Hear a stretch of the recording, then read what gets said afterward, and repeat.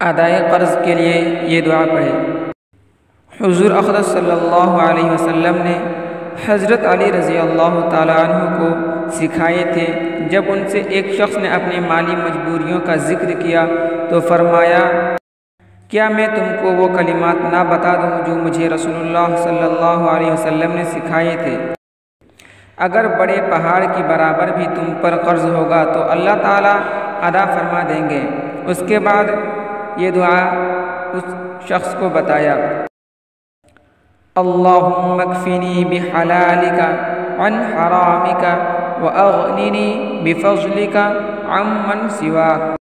اے اللہ، حرام سے بچاتے ہوئے اپنے حلال کے ذریعے تو میری کفایت فرما، اور اپنے فضل کے ذریعے تو مجھے اپنے غیر سے بے نیاز فرما دے۔